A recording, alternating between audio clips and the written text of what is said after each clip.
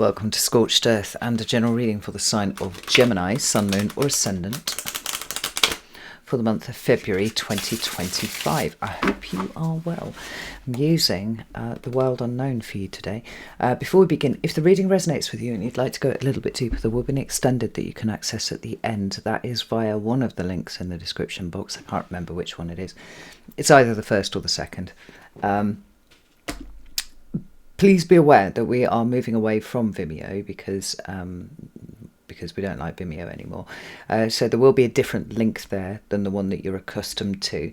If you are somebody who buys extendeds, I would really appreciate some feedback on how you found that site, because obviously whatever happens here has got to work for you as much as it's got to work for me. So we're giving it a go for this month. If it doesn't work, we'll do something else. But I really would appreciate that feedback if that's something that you do. So anything else? I don't think so. You know, there's lots of stuff in the description box for you to have a look at, so feel free.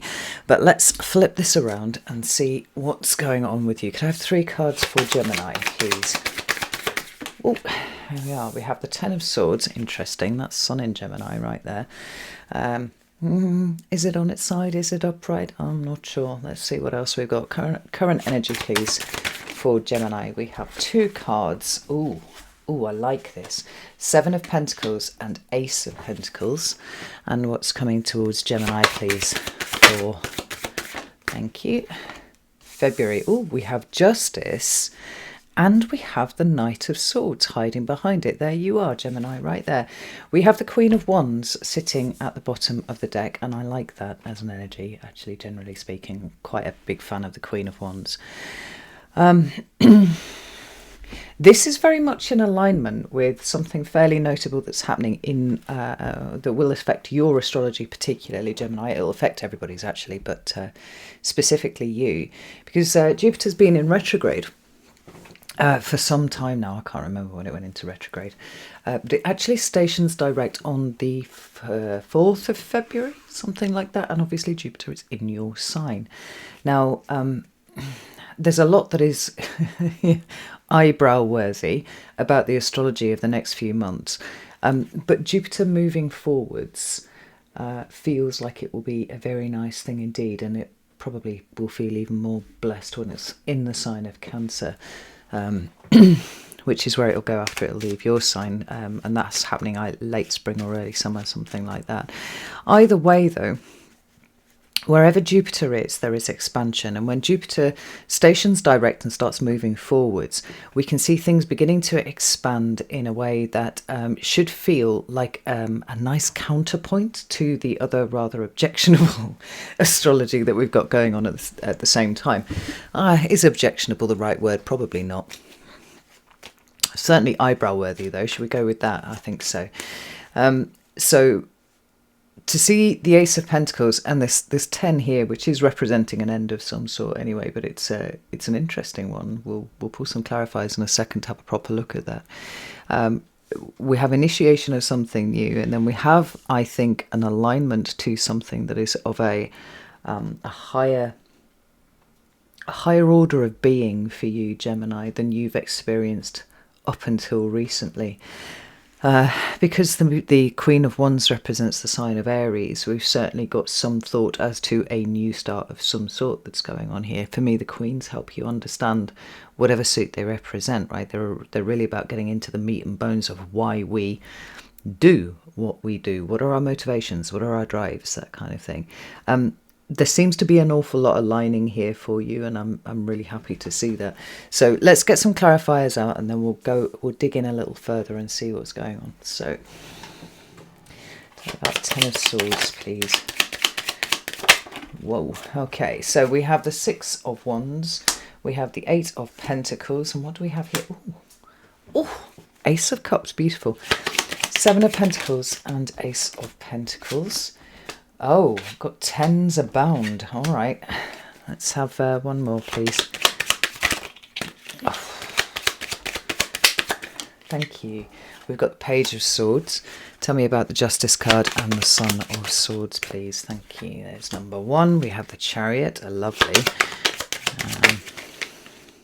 I just want to show you those two cards that came out there. We've got the Magician and also the King of Pentacles, but they kind of sloped back in. So let's wait for the jumpers. All right, we've got Two of Swords and one more, please. Well, okay, that one then. Nine of Cups. Eight of Swords is at the bottom of the deck. This is another Gemini card here. I can't remember which one it is off the top of my head. Mercury in Gemini, or Venus in Gemini. I can't remember. It's one of those. I should make more of an effort to commit them to memory, but it's like everything jostles for space inside my head, and sometimes I have to excise bits of my childhood just to remember things that I need to remember now, being an adult, right? So anyway, I think this is on the turn, but I think what's awkward about it, and the reason why it's sort of showing up like that, is that it hasn't been entirely clear as to where this ending that the Ten of Swords represents is really showing up in your life at the moment. Now, the Ten of Swords, generally speaking, is a card of great discomfort. There are associations that are entirely legitimate with this card of things like betrayal and humiliation and all those kind of things, right? But because you're an air sign,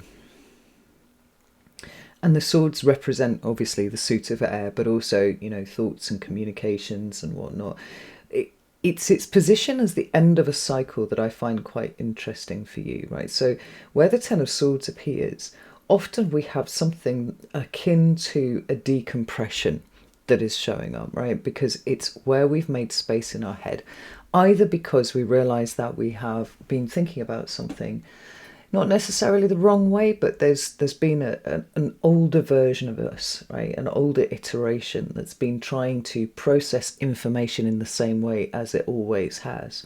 And there's a realization that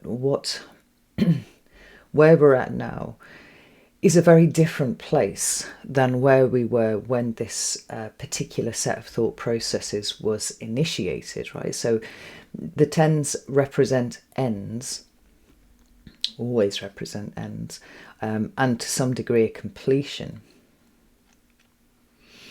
And it doesn't always have to be, certainly in the case of the Ten of Swords, it doesn't always have to be an excoriating experience, because it can simply represent coming to a point of recognition that you've outgrown some of your patterns of thinking, right? And it's as if to really underline this fact, we have the Six of Wands, the Eight of Pentacles, and the Ace of Pentacles appearing underneath that card. Now, like I said, I think it hasn't been entirely clear to you where this has happened, but something's changed. That's the thing. Like it really feels like there's something's changed, and there's a bit of a decompression in the headspace, certainly now. That is as a result of successful work that you have done on yourself. Now, where the Eight of Pentacles is concerned, we're always talking about some level of deep work, of deep mastery of something or another. But the Six of Wands is a Jupiter card, interestingly, Jupiter in Leo. And, excuse me, it speaks about success and victory. It talks about... well, I guess on some levels, kind of vanquishing our enemies, right?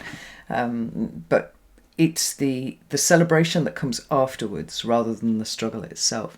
So the Six of Wands comes to mean this sort of state of success that we feel around the area of our work. And this could be, quite literally what you do for work, what you do to earn money for yourself. But I think it's more about the way that you're training your attention on a particular set of outcomes. And we could look at that in the material sphere, and we could say that it's these are adjustments that you're making in your life to make it a better place for you to be. But I feel like on the whole what's been going on here is far more spiritual for you than just saying, well, yes, that problem's been sorted out and this problem's been sorted out. I mean, there could be something actually really quite the word tremulous keeps coming to mind, and I'm not entirely sure why that is, right? In so much as the 10 represents an end that could have felt like it might have been more painful than it actually was. You know, there's this deep sense of cycles completing here for you, Gemini. And we see that all over the fucking table, right? Because we've got 10s, we've got aces. We've also got these cards of balance and alignment coming up. But I wonder if what it is, now I'm looking at the cards in the totality that they're showing up here. I'm wondering if what it is that has shifted. Yes, there are possibly, issues and problems that have shifted in your material life. But I feel like this Eight of Swords has got more to do with everything than it doesn't, if you will. In so much as what seems to be completing here is the need to overthink the fuck out of everything. Now, this is a big deal for a Gemini, right? You are definitely one of those signs that are predisposed to overthinking, and there are many others besides, and we all do it in slightly different ways, right? But the beauty of the Eight of Swords is that here is a situation by which we feel trapped, stuck, sometimes afraid. We may feel like we're in a very perilous position. And yet, in some way or another, our hands are tied to do anything about it. And what is really, truly beautiful about the Eight of Swords, and this is a card that I very much welcome when it shows up in my own readings, is it saying, yes, the situation that you have been in has all the hallmarks of being something incredibly perilous. And if you chose to go that way, you could certainly feel stuck, trapped, in danger, unsafe, all of these sorts of things, right? But because it's an 8, we're talking about how power is returned to us. Right? Every situation, every person, every whatever that we feel has some sort of power and control over us is because we consent to it. And so the meaning of this card here is you can pull power back to you if you realise that it is the way that you are thinking about this particular situation that is causing the issue rather than the issue itself. What do I mean by this? Well, there is always an alternative. There's always something else that you can do. And people might go, well, I've tried everything and I can't get out of this. In my experience, invariably that is bollocks. Because what they will say is they have considered a certain set of actions which seem acceptable to them. And there are a myriad of possible paths forward that are not acceptable to them, to the degree that they will not even acknowledge them, right? It's a bit like when you say, oh, I haven't got time to do that. That's a nonsense statement. Take it from an autistic person. That is a nonsense statement, because yes, you have time for everything. What you're saying is there is a priority list, and that isn't making it far enough up the priority list for you to be able to give it the attention that it needs. I mean, sometimes it's the linguistic holes that we fall into that actually cause this state of reality that we think we're functioning in, but actually is something entirely different, right? So if you can change that, I don't have time for this, to an idea that, for example, it's not featuring high enough on my priority list. And with that information, I can now start looking at my priority list and say, well, actually, it's probably a little bit more important than this or the other thing. And we can start thinking outside of the box that we've thought ourselves into as to how to fix this situation. There's always something that we can do. There's always a direction that we can go. But quite often it pushes on something that we've already decided we don't want to engage with, right? And that's where the consciousness remains very small. If we are able to contemplate all actions, all things, from this kind of more step back position, we can see that there may be a cost to doing things that way, but ultimately it will get us out of the space that we find ourselves in right now that is restrictive, is squashing us down and making us feel trapped or whatever, right? So when you've got these two cards together, what we've got is power that is retrieved because you've stopped giving it away to a situation that is making you feel powerless, right? You are engaging with critical thinking. Do you know what isn't on here? But it kind of is, actually, because we've got the Ace of Cups. What isn't really being overtly stated is that although you pride yourself on being a thinking type, right? Obviously you would, because you're a Gemini, right? Geminis are always harvesting information from the environment. That's part of what Gemini does. You're a Mercury ruled sign, so it makes a lot of sense. Is the extent to which your thinking has been influenced by the emotion that you've had about the situation, right? Because although the Eight of Swords is a card that could invoke a feeling of fear, right? We don't want to be in that situation. Ultimately, it is a Swords card, right? But it's saying, in this situation, you haven't really applied the swords as well as you could do, which is why you need to wriggle just a little bit and see that you're not bound too tightly at all. You can get your hands free. From here, you can take the blindfold off your head, and then you can look around and actually see what the situation is. Now, the card that follows on from the Eight of Swords is the Nine of Swords. And that Nine of Swords truly is a loss of perception. A perspective, rather. So the perspective of whatever situation we're in is warped, and we consider ourselves to be in more danger than we actually are, right? That is the natural corollary of the Eight of Swords if the Eight of Swords is not tackled in the way that I am describing, right? So, which is to say, taking a step back and whatever. Because strong emotions cloud critical thinking.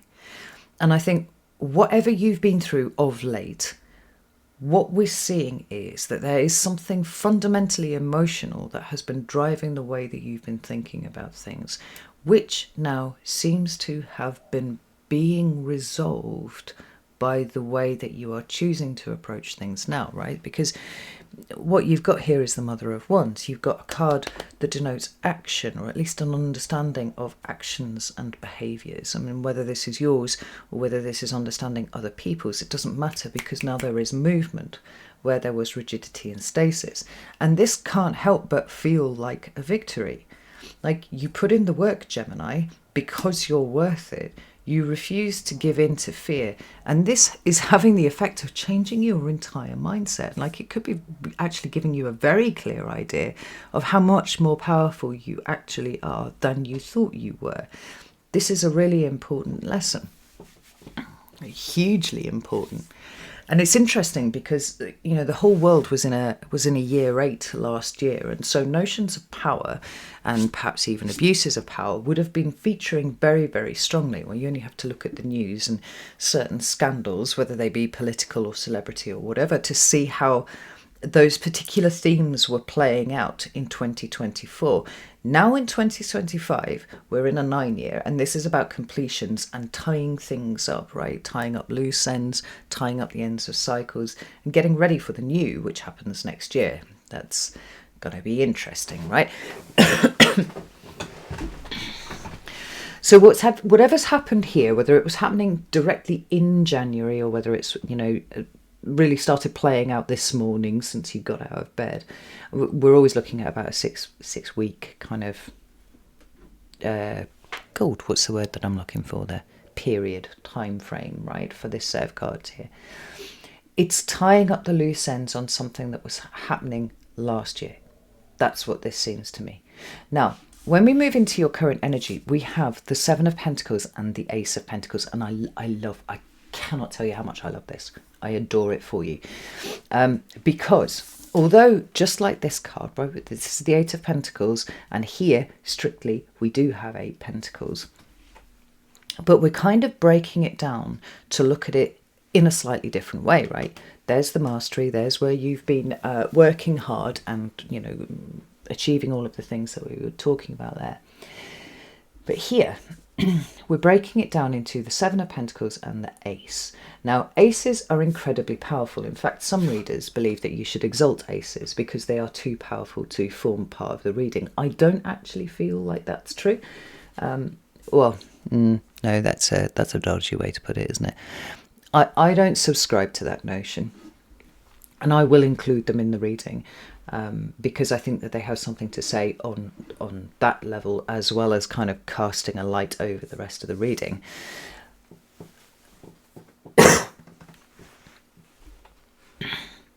But they are incredibly powerful. They represent seeds in our lives, right? The things that we are seeding and the things that we want to expand and grow. And I would hark back to the fact that Jupiter is going to be stationing direct in your sign on the 4th of February. So there's going to be something. There's going to be movement. There's going to be expansion. It may start slow, but it will begin to pick up speed over the course of February, and that's a really good thing for you because you are tying up loose ends and planting new seeds, right? Now, the Seven of Pentacles for me, you can almost see it here in this card, right? Seven of Pentacles is for me a situation that you are in that you realise is not going to give you the yield that you thought it was, right? And there are all sorts of things that come up with this. Sometimes we can talk about sunk costs fallacy, right? Where we keep investing in a situation simply because we've invested so much so far, and to bow out now would probably be a waste of all of that resource, right? Whether or not it is money or, other expressions of energy like your focus and your attention and that sort of thing, right?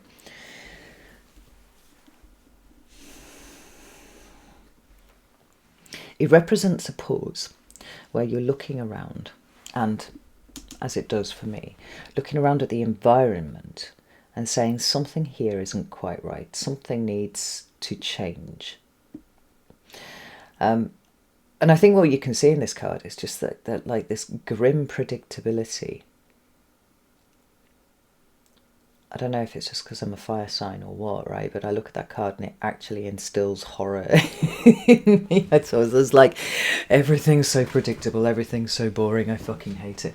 I don't know if that's quite what Kim Kranz had in mind, right? But it's certainly something that I think about every time I see it. Anyway, the point is, it's a recognition that something in the environment is wrong. But more than that, it is a recognition that the environment is a reflection of what is going on within us, right? So quite often it can represent a point where we are pulling away from something in our life that we were previously a match to, but no more. And I think the fact that it's come up here with the Ace of Pentacles is almost like echoing this over here and saying, yeah, do you know what? There are quite a few things that I didn't enjoy perhaps about my life last year, or perhaps exactly where I am right now in time, space, or materiality, whatever. And I'm actually ready to start investing into change. Now,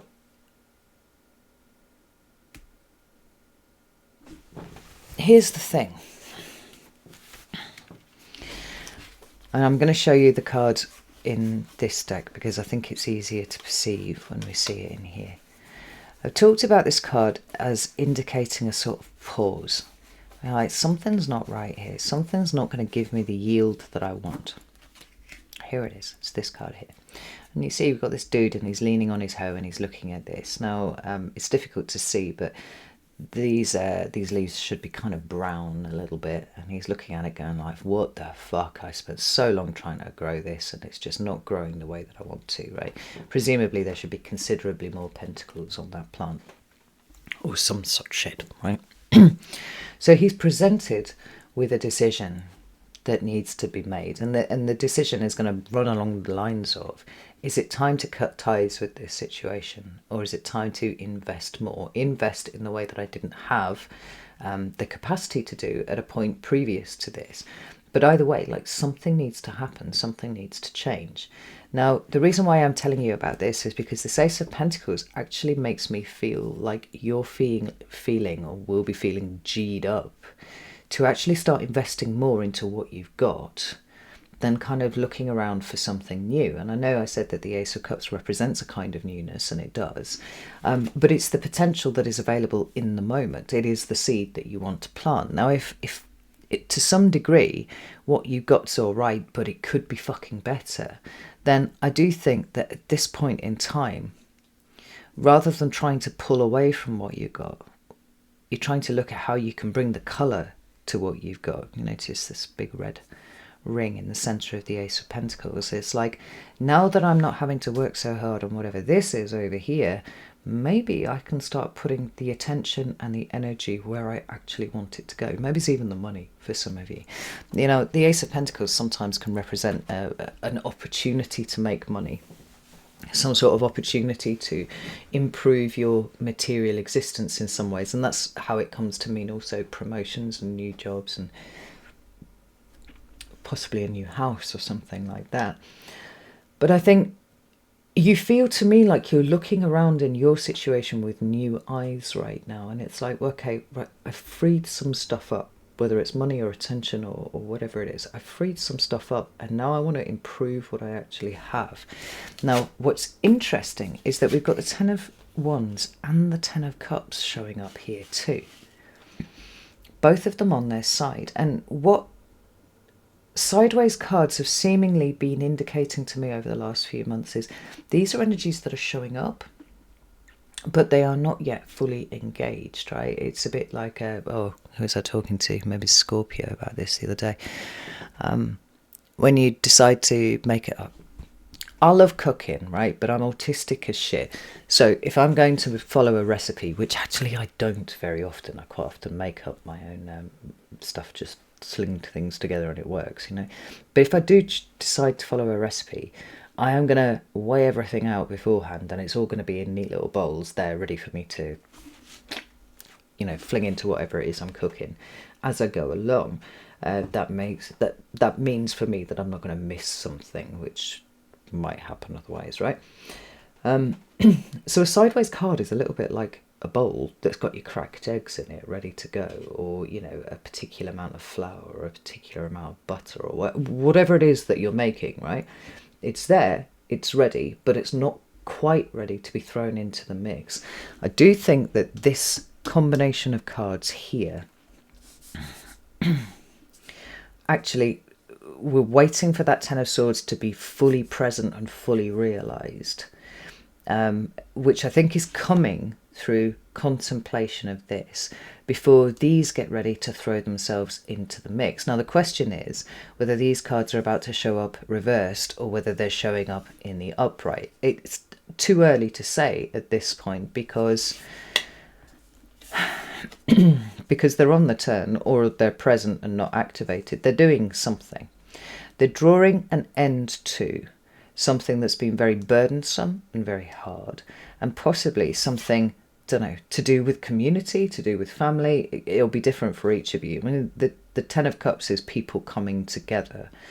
You can see it here. It's one of the happy family cards, but it does represent an end in exactly the same way as these two do. And whilst this is a card that everybody likes to see in their readings, and these are cards that people don't, I would actually say, on balance, I would rather see the Ten of Swords and I would rather see the Ten of Wands than the Ten of Cups, because they all indicate completion. They all indicate something that is ending in the particular way that it's showing up right now. And these two lead to a sense of relief thereafter. And I like that. Whereas this can lead to something that feels very uncomfortable, depending on which way it's turning around, you know. In either case,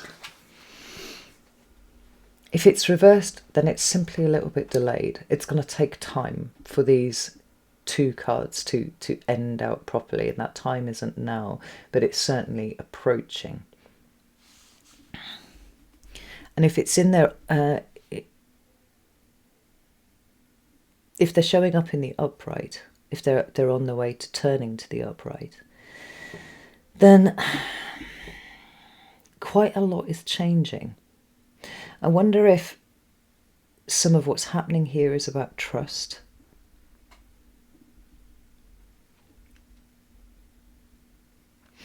Because a Ten of Cups in the upright could indicate, you know, kind of pulling away from certain communities, pulling away from people who, you know, were being part of your community.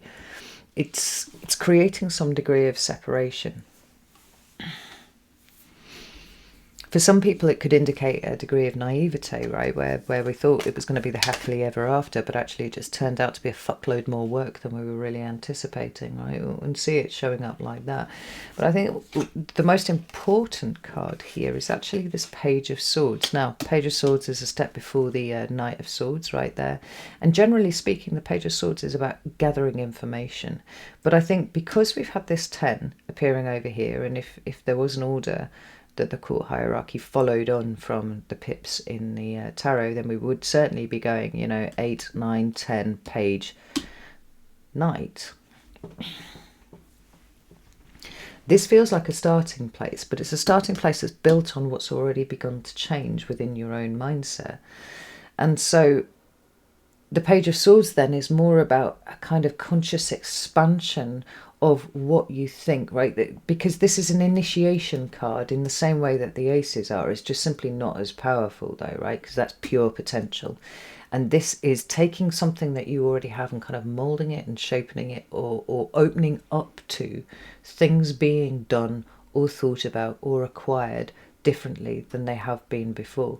So we know that something is coming to an end over here in the way that you think about things, but we've also got something new that is burgeoning here. I mean, the example I often give with the Page of Swords is like the philosophy student who's, very cocksure of themselves when they start university, and I'm studying, philosophy and whatnot, and then by the end of the first semester they have literally no idea if they actually fucking exist or not, right? Because they've opened up to all of these new perspectives and theories and information about what other people think about things, and suddenly it's like you're questioning your own existence, like, do I actually have free will, and all of these sorts of things, right? Now that's kind of a big version of it, but you're turning a corner here, Gemini.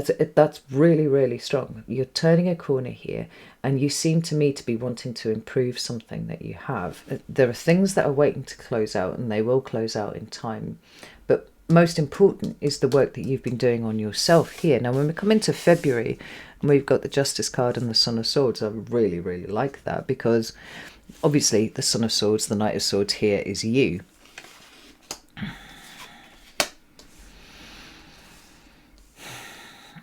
And the presence of the Justice card, which represents a sign of Libra, is an indication of either some sort of karma rolling in. And I don't want you to panic about that, because karma is neutral. It is simply the consequences of our actions, right?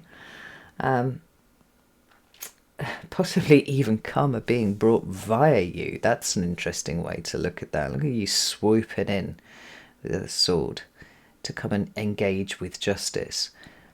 That's possible too, but there's some sort of alignment that's happening here for you in February, right? And it feels really fucking positive, as you would expect with Jupiter in your sign, right? We've got the Chariot card down here, which is indicating forward motion, victory, success, determination to achieve the goals that you're setting for yourself, but definitely in all respects movement forward. And then we've got the Nine of Cups, which feels to me like a statement of how much more you're aligned to what it is that you actually want versus what you thought you wanted just a few months ago. Now, when this Two of Swords shows up, it's the impossible choice, right? It's needing to choose between two things. But the way that I see this card more often than not is because she's blindfolded, and because she has her back to the water and back to the emotion, back to the moon over here, which represents intuition and whatnot. She's trying to make a logical decision about something.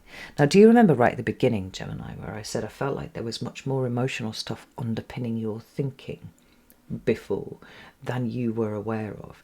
Like, this card sometimes represents it's almost like a willful blindness, right? Because there are situations in which our brain will filter out and or screen certain positions, certain thoughts, certain awarenesses, right, to keep us safe. I don't want to think about too much this, that, or the other, right? And over time, then you literally just stop thinking about those things, and it becomes screened off from your view, right? You literally can't take it into account.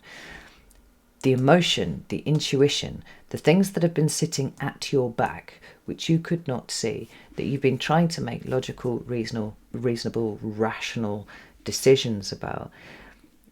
For me, I think had you employed your intuition and your emotion a little bit earlier, in all likelihood, you would have realised that there was a decision that has already been made. You just didn't really like where it was going, right? And then we're back to the Eight of Swords and everything that the Eight of Swords represents over there. Because this is kind of the starting point for ending up over here, you know? But you notice that this card came out sideways, and by the time it gets to here, things are revealed. Like, we're seeing things about ourselves, about situations, about other people that we really could genuinely not see before because they were screened off by the mind. That's on the turn. So we've got stuff ending over here. We've got new stuff initiating over here, right? Expanding the mind, expanding the openness to stuff, right? We've kind of worked through this over here. And bit by bit, things that you could not see before are beginning to reveal themselves. And this ties in beautifully with the Nine of Cups, because like I said, you're starting to get a sense of where you actually want to go and how you actually want to feel, rather than what you were kind of aligning yourself with just a few months ago. This Chariot card, together with the Nine of Cups, is incredible focus. It's an incredible sense of direction. Now, whether or not you are bringing karma down on somebody else's head, or whether, in fact, you are arriving at a point where some aspect of your karma is playing out in quite a positive way. What am I saying? You know, you reaping what you sow, effectively. You know, now, if I was to say you're going to reap what you've sown, and, you know, there's a little thought at the back of your head that goes, oh, fuck. Oh, dear. Then that probably doesn't sound like a terribly good message. However, if you have been working on yourself, trying to take your power back from wherever you've been giving it from to, if you've really worked on yourself, then I think reaping what you sow actually is an incredibly positive message here. Because this is very much you, Gemini. It's here, and you feel to me like you're able to spread your wings in a way that you haven't been able to do for quite a long time. You know, physically, metaphorically, whatever. I know you got wings, right? But the energy of justice, plus that Jupiter stationing direct in your sign and then beginning to move forwards, feels like it's pulling everything into alignment. And the reaping what you sow actually feels like it's incredibly beneficial. And it all comes down to the fact that you were willing to face what you couldn't see. It's an incredibly brave thing to do, Gemini. And bravery isn't the absence of fear, it's feeling the fear and doing it anyway. And I think that's why, quite frankly, you're fucking buzzing over here. Because you've leapt up, you've leapt up, right? A couple of levels. And I don't think that you have anything to worry about from the perspective of reaping what you sow, you know? Right, I'm going to go over to the extended now. You're very welcome to join me over there if you would like to. The link is in the description box. It's to a platform called Selfie that we're just test running this month to see how it works. So if you'd like to join me over there, you're very welcome to do so. We're gonna push into February and see what it's about, because, like I said, there's the energy that's coming out here for you seems like a really beautiful counterpoint to some of the more challenging energies that we're going to start to see moving around the next few months. And it would be a really good month for you to lean into the possibilities of where this might take you. You know, whether that's a shield or a sword or whatever against these more difficult energies, I don't know. But I'm not one for missing an opportunity when it shows up, you know, and I think that you have some strong opportunities here in one way or another, and I would like to dig into what those are so that you're aware of them. But definitely seems to be much more aligned with your dream than your dream now versus your dream before, right? if you don't want to join me, that's absolutely fine. No shade at all. You do you. But if it's been feeling hard for the last, well, let's say the last few months, but maybe the last year or so, I think you can breathe again. I think the foot of the universe is off your throat and you have passed with flying colours. So it's very good, Gemini. All right. Know that I love you all very, very much. And I'll see you soon.